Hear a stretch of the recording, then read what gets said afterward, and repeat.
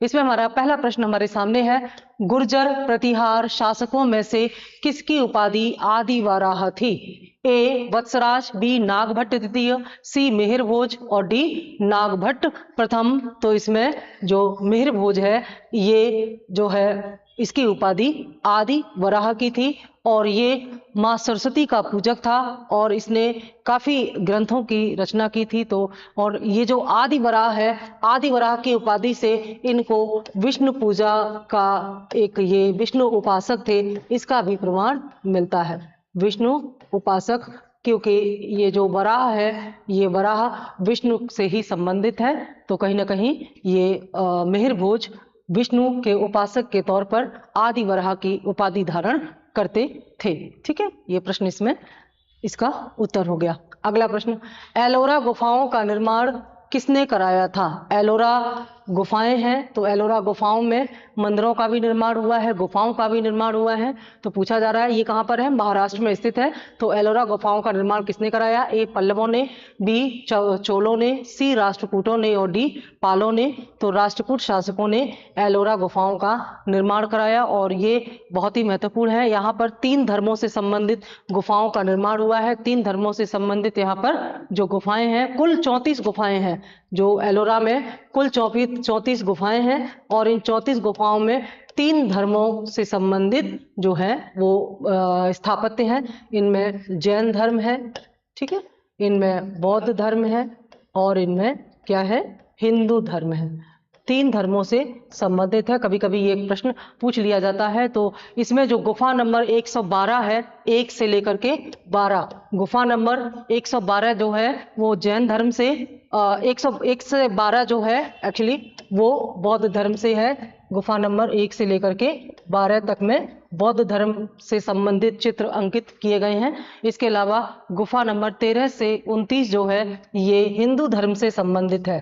गुफा नंबर 13 से 29 तक जो है यहाँ पर हिंदू धर्म से संबंधित चित्रकारी की गई है। और उसके बाद गुफा नंबर जो आपका 30 से लेकर के 34, कुल 34 गुफाएं हैं। तो 30 से लेकर के 34 गुफाएं जो हैं ये जैन धर्म से संबंधित है। तो तीनों धर्म से इसका संबंध है। कभी कभी गुफाओं में अलग अलग भी पूछ लिया जाता है और कभी कभी पूछा जाता है किस धर्म से संबंधित है। तो उसमें बौद्ध, जैन और हिंदू और डी होगा ऑप्शन में उपर्युक्त सभी। तो उत्तर आपका डी हो जाएगा। ठीक है, तो एलोरा की गुफाओं का निर्माण राष्ट्रकूट शासकों ने कराया था। निम्नलिखित में से कौन त्रिकोणात्मक संघर्ष का हिस्सा नहीं था? त्रिकोणात्मक संघर्ष क्या था? ये कन्नौज के लिए हुआ था। ठीक है, उत्तर भारत में कन्नौज जो है इस समय ये लगभग 7वीं शताब्दी ईस्वी में कन्नौज जो है वो उत्तर भारत में सत्ता का प्रमुख केंद्र था। हर्षवर्धन ने कन्नौज की प्रसिद्धि बढ़ाने में बहुत महत्वपूर्ण योगदान दिया था। तो यहीं पर कन्नौज की मृत्यु के बाद, जब वो हर्षवर्धन की मृत्यु के बाद जब कन्नौज में एक तरह से शून्यता की, राजनीतिक शून्यता की स्थिति थी, तो इसका लाभ उठा करके जो 3 महाशक्तियां थी उस समय की अलग अलग हिस्सों में, वे जो है 3 एक साथ आकर के कन्नौज के लिए संघर्ष कर रही थी। उसे कहा जाता है इतिहास में त्रिकोणात्मक संघर्ष। तो त्रिकोणात्मक संघर्ष किसके लिए था ये भी एक प्रश्न पूछा जा सकता है। तो ये कन्नौज के लिए था। और इस त्रिकोणात्मक संघर्ष में जो 3 शक्तियां थी वे कौन कौन सी थी वो आपको इनमें से बताना है। तो कौन सा एक नहीं था ये आपको बताना है। ए प्रतिहार, बी पाल, सी राष्ट्रकूट और डी चोल। तो चोल इसमें शामिल नहीं थे, प्रतिहार, पाल और राष्ट्रकूट इसमें शामिल थे। एक प्रश्न और आता है कि त्रिकोणात्मक संघर्ष में सम्मिलित दक्षिण की शक्ति कौन सी थी? तो दक्षिण भारत से राष्ट्रकूट जो थे इन्होंने इस त्रिकोणात्मक संघर्ष में यानी कि उत्तर की राजनीति में ये पार्टिसिपेट किया था। एक प्रश्न और बनता है कि कौन सी ऐसी पहला वंश था, साम्राज्य था दक्षिण भारत का जिसने उत्तर भारत की राजनीति में दखल दिया? तो वो भी राष्ट्रकूट ही थे। ये संभावित प्रश्न आपके बन सकते हैं। इनमें से मुख्य रूप से त्रिकोणात्मक संघर्ष में चोल शामिल नहीं थे। महोदया किसका पुराना नाम है? ठीक है, ए इलाहाबाद, बी खजुराहो, सी कन्नौज और डी पटना। तो महोदया कन्नौज का प्राचीन नाम है और कन्नौज का एक नाम और है कान्य कुब्ज। ठीक है, कान्य कुब्ज भी इसका एक नाम है। तो महोदया भी इसका एक महत्वपूर्ण नाम है। और मैंने बताया कि मगध के बाद कन्नौज जो है वो उत्तर भारत की राजनीति का प्रमुख केंद्र बना और हर्षवर्धन ने इसको बहुत प्रसिद्धि दिलाई। जो चीनी यात्री है जो हुएनसांग, जो कि हर्षवर्धन के कार्यकाल में आया, तो हुएनसांग ने भी कन्नौज की प्रसिद्धि के बारे में अपने ग्रंथ में बताया है। ठीक है, यहाँ पर अगर हम देखें तो पटना में जो मगध साम्राज्य था वो पटना में केंद्रित था और उसके बाद कन्नौज जो है उत्तर भारत की राजनीति का केंद्र बन चुका था। निम्न में से किस राष्ट्रकूट शासक ने एलोरा के कैलाश मंदिर का निर्माण कराया था? ठीक है, एलोरा के कैलाश, एलोरा गुफाओं का निर्माण जो है वो किसने कराया था? वो राष्ट्रकूट शासकों ने कराया था। तो इनमें से कौन सा राष्ट्रकूट शासक है जिसने एलोरा में, एलोरा वही महाराष्ट्र में जो है, तो यहाँ पर कैलाश मंदिर का निर्माण किसने कराया था? ए गोविंद द्वितीय, बी अमोघवर्ष, सी इंद्र तृतीय और डी कृष्ण प्रथम। तो कृष्ण प्रथम राष्ट्रकूट शासक था जिसने एलोरा में कृष्ण मंदिर का निर्माण कराया। और यहाँ पर जो है बहुत ही महत्वपूर्ण जो इन्होंने बनवाया है वो एकाश्म मंदिर बनवाया है। एलोरा का जो मंदिर है वो कैसा है? एकाश्म मंदिर है। एकाश्म क्या होता है? एक ही शिलाकर को तराश करके बनाया गया है। जैसे नॉर्मली आपने देखा है जो मंदिर बनते हैं उनमें अलग अलग से पत्थर स्टोन जोड़ करके बनाए जाते हैं, लेकिन यहाँ ऐसा नहीं था। एक ही बड़े से पाषाण को तराश करके उसकी नक्काशी करके एक पूरा मंदिर का आकार दिया गया है, तो इनको बोलते हैं एकाश्म मंदिर। तो ये एकाश्म मंदिर का बहुत ही महत्वपूर्ण उदाहरण है कैलाश मंदिर, और इसका निर्माण कराया था राष्ट्रकूट शासक कृष्ण प्रथम ने। ठीक है, अगला प्रश्न है हमारा, वह राजवंश जो कन्नौज पर आधिपत्य स्थापित करने में त्रिकोणीय संघर्ष में उलझे हुए थे। वही प्रश्न है, अलग तरीके से पूछा गया है। इनमें से कौन कौन से राजवंश थे जो कि कन्नौज पर अपना अधिकार लेकर के त्रिकोणीय संघर्ष में शामिल थे? तो आपने देखा था कि चोल नहीं थे, इनमें गुर्जर हैं, इनमें पाल हैं और राष्ट्रकूट है। यही गुर्जर को प्रतिहार भी कहते हैं। तो गुर्जर प्रतिहार, पिछले वाले जो आपका क्वेश्चन था उसमें प्रतिहार लिखा हुआ था, इसमें गुर्जर, तो ये अलग अलग नहीं है। तो गुर्जर, प्रतिहार, पाल और राष्ट्रकूट, ये तीनों कन्नौज के लिए त्रिकोणीय संघर्ष कर रहे थे, जबकि चोलों का इससे कोई संबंध नहीं था। ठीक है, अगला, गीत गोविंद की रचना किसने की थी? गीत गोविंद एक महाकाव्य है, इसकी रचना किसने की थी पूछा गया है। तो गीत गोविंद की रचना जो है ये जयदेव ने की थी। और जयदेव कौन था? ये बंगाल का सेन शासक था, और बंगाल का अंतिम सेन शासक था लक्ष्मण सेन। ये जो है ये बंगाल का अंतिम सेन शासक है और इसी का दरबारी कवि था जयदेव, और जयदेव ने गीत गोविंद की रचना की थी। ठीक है, अगला प्रश्न, हम्मीर महाकाव्य में चौहानों को क्या बताया गया है? हम्मीर महाकाव्य में चौहानों को क्या बताया गया है? तो हम्मीर महाकाव्य की जो रचना है वो किसने की है? एक जैन विद्वान थे जिनका नाम था नयन चंद्र सूरी। तो नयन चंद्र सूरी ने इसको लिखा है हम्मीर महाकाव्य को। ठीक है, जैन लेखक थे नयन चंद्र सूरी।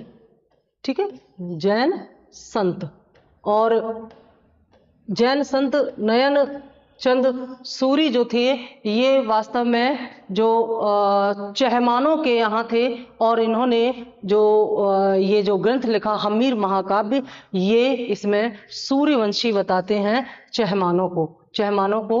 चहमान चौहानों का ही एक सरनेम है, यानी कि चहमान से ही चौहान शब्द निकला है।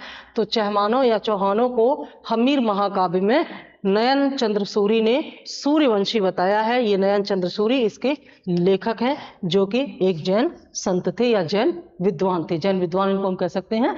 तो ये इन्होंने इसकी रचना की और उसमें सूर्यवंशी बताया गया, सूर्य के वंशज बताया गया है। किसको? चौहानों को। ठीक है, ये महत्वपूर्ण है चौहानों को, क्योंकि चौहानों की उत्पत्ति या राजपूतों की उत्पत्ति के कई सिद्धांत दिए गए हैं। कहीं अग्निकुल से इनकी उत्पत्ति मानी गई है, कहीं अलग अलग इसके जो सिद्धांत हैं। तो उनमें से यह पूछा जा सकता है कि चौहानों के सूर्यवंशी होने की बात जो है किसने और किस ग्रंथ में की है? तो ये नयन चंद सूरी ने हम्मीर महाकाव्य में ये बात बताई है। पृथ्वीराज रासो के लेखक कौन है?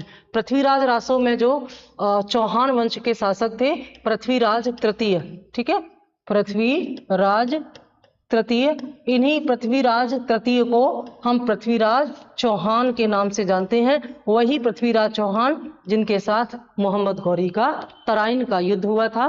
तो पृथ्वीराज चौहान के संदर्भ में ही पृथ्वीराज चौहान का जीवन चरित्र है ये पृथ्वीराज रासो, ये इनका जीवन चरित्र है। पूछा गया है कि इसकी रचना किसने की थी? ए कल्हड़, बी बिल्हड़, सी जयानक और डी चंद्रवरदाई। तो ये जो चंद्रवरदाई है ये पृथ्वीराज चौहान के कौन थे? दरबारी कवि थे या राज कवि थे। तो पृथ्वीराज चौहान के राजकवि या दरबारी कवि चंद्रवरदाई ने पृथ्वीराज रासो की रचना की और इसमें इन्होंने पृथ्वीराज चौहान के बारे में, उनकी वीरता के बारे में बड़ी बड़ी गाथाएं कही हैं या लिखी हैं।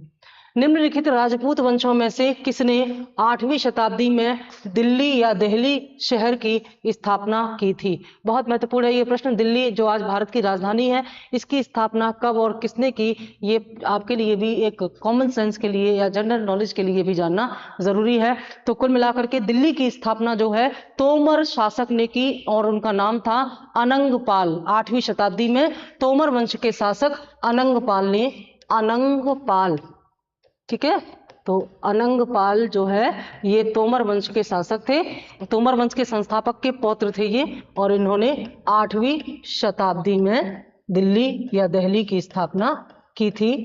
तो दिल्ली फिर बाद में इतना अलग अलग राजवंशों में इसकी प्रसिद्धि होती गई थी।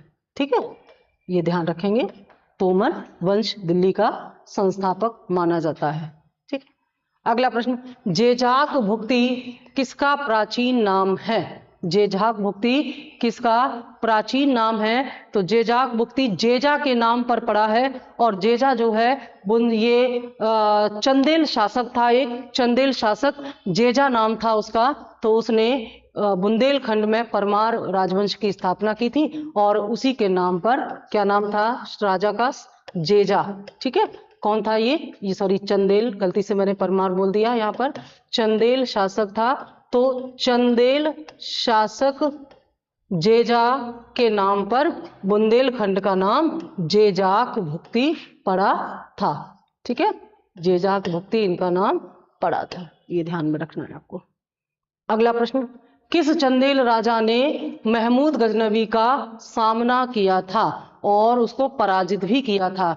ये भी इसमें बोला जाता है। तो इनमें कुमारपाल, भीम द्वितीय, विद्याधर और अरुणो राजा। तो ये विद्याधर थे जिन्होंने महमूद गजनवी का ना केवल सामना किया बल्कि महमूद गजनवी को पराजित किया और महमूद गजनवी को पराजित करने के बाद इसके साथ एक संधि की और इस संधि के अनुरूप विद्याधर को बहुत सारे क्षेत्र इस महमूद गजनवी से मिले थे। महमूद गजनवी जो है वो मोहम्मद गौरी से पहले भारत में इसने आक्रमण किए और इसने भारत में 17 बार आक्रमण किए थे। तो इन आक्रमणों के समय में बहुत सारे जो भारतीय राजा थे उन्होंने इसके सामने आत्मसमर्पण कर दिया, लेकिन ये जो विद्याधर थे इन्होंने इसका डट करके मुकाबला किया और फिर महमूद गजनवी इनकी शक्ति से इतना प्रभावित हुआ कि बाद में संधि हुई दोनों के बीच में और इसने बहुत सारे क्षेत्र विद्याधर को वापस कर दिए थे। आल्हा उदल किससे संबंधित है? आल्हा उदल को आप जानते होंगे, आल्हा उदल एक क्षेत्रीय लोकगीत प्रस्तुत करने वाले बहुत ही महत्वपूर्ण कलाकार भी थे और इन्होंने चौहानों के साथ संघर्ष भी किया। तो आल्हा उदल किस क्षेत्र से संबंधित थे, ये प्रश्न आपसे पूछा गया है। तो जाहिर सी बात है कि ये जो है चंदेल शासक परमार्द देव के यहाँ थे, उनके सेनापति थे आल्हा और उदल, दो अलग अलग नाम थे आल्हा और उदल। ये चंदेल शासकों के यहाँ सेनापति थे। चंदेल शासक जो उसका नाम था परमार्द देव, ठीक है, परमार्द देव। तो उसके यहाँ ये कौन थे? ये उसके यहाँ सेनापति थे, सेनापति थे।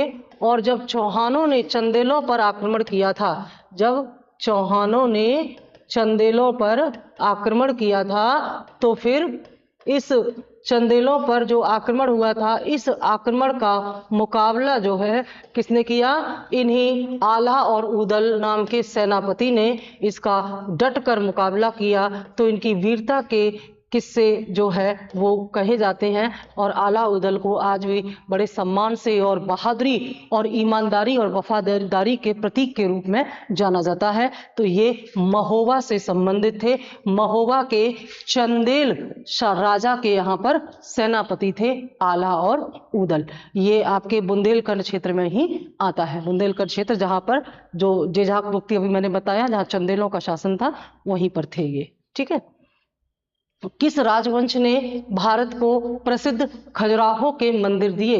ए परमार, बी मौर्य, सी चंदेल और डी होलकर। तो यहाँ पर जो चंदेल शासक थे उन्होंने खजुराहो के मंदिर बनवाए थे। ठीक है, चंदेलों ने बनवाए थे ये। राजा भोज ने कहाँ पर शासन किया था? ए बस्तर पर, बी धार पर, सी महाकौशल पर और डी उज्जैन पर। तो धार इनकी राजधानी थी और यहाँ पर राजा भोज ने शासन किया था। राजा भोज जो है माँ सरस्वती के बहुत बड़े उपासक थे। इन्होंने बहुत सारे ग्रंथों की भी रचना की हैं। तो धार को इन्होंने जो माँ सरस्वती की याद में ही पूरा वहाँ पर स्थापित किया था और वहाँ पर बहुत महत्वपूर्ण मॉन्यूमेंट्स या स्मारकों की स्थापना भी इन्होंने की थी राजा भोज ने। राजा भोज जो है ये किस राजवंश से थे? ये परमार राजा थे। ये सब राजपूतों में ही आते हैं। तो परमार राजा थे और इन्होंने धार में को अपनी राजधानी बना करके वहां पर, और राजधानी कहाँ से बदली थी? इससे पहले राजधानी थी उज्जैन। ठीक है, इससे धार से पहले राजधानी थी उज्जैन। तो राजधानी को उज्जैन से धार में परिवर्तित किया और वहां पर इसकी अपने साम्राज्य की स्थापना का केंद्र बनाया। साम्राज्य का केंद्र इन्होंने उसको बनाया। ठीक है, अगला प्रश्न जो है, भोजशाला मंदिर की अधिष्ठात्री देवी कौन है? तो भोजशाला मंदिर का निर्माण किसने कराया? राजा भोज ने कराया था। राजा भोज जो है ये बहुत साहित्य के बहुत बड़े संरक्षक माने जाते हैं और ये कवियों, लेखकों और विद्वानों को बहुत ज्यादा दान दिया करते थे। आज भी राजा भोज को इस प्रकार से राजा भोज कहाँ गंगू तेली, ये वाली कहावत इन्हीं राजा भोज के नाम पर बनाई गई है। तो ये राजा भोज जो है माँ सरस्वती को बहुत ही सम्मान देते थे। तो इन्होंने माँ भगवती सरस्वती की याद में जो है या अधिष्ठात्री देवी के तौर पर भोजशाला मंदिर का निर्माण कहां पर कराया? धार में, जो कि इनकी राजधानी थी। तो धार में इन्होंने भोजशाला मंदिर का निर्माण कराया और उसमें जो देवियां स्थापित की वो देवी कौन थी? वो मां सरस्वती थी। तो मां सरस्वती के पूजक थे ये राजा भोज। कोणार्क का सूर्य मंदिर किसने बनवाया था? कोणार्क का सूर्य मंदिर कहाँ है? आप में से किस किसने कोणार्क का सूर्य मंदिर देखा है? बताइए मुझे कमेंट बॉक्स में। तो कोणार्क का सूर्य मंदिर जो है ये 1984 में यूनेस्को में भी शामिल किया जा चुका है। 1984 में यूनेस्को की विश्व धरोहर सूची में इसको शामिल किया जा चुका है, कोणार्क का सूर्य मंदिर। और चलिए हम बता देते हैं कहाँ पर है ये उड़ीसा के पुरी में स्थापित है। तो पूछा गया है कि इसे किसने बनवाया था? कोणार्क का सूर्य मंदिर। ए नरसिंह देव वर्मन ने, बी राजेंद्र चोल ने, सी कृष्णदेव राय ने, सी अशोक ने और डी कृष्णदेव राय ने। तो इसे बनवाया था नरसिंह देव वर्मन ने, इसका निर्माण कराया था कोणार्क के सूर्यदेव मंदिर का। ठीक है। मोहम्मद बिन कासिम कौन था? यानी कि कहां से आया था भारत पर आक्रमण करने? तो मोहम्मद बिन कासिम को बारे में थोड़ा सा जान लेते हैं। यह भारत पर आक्रमण करने वाला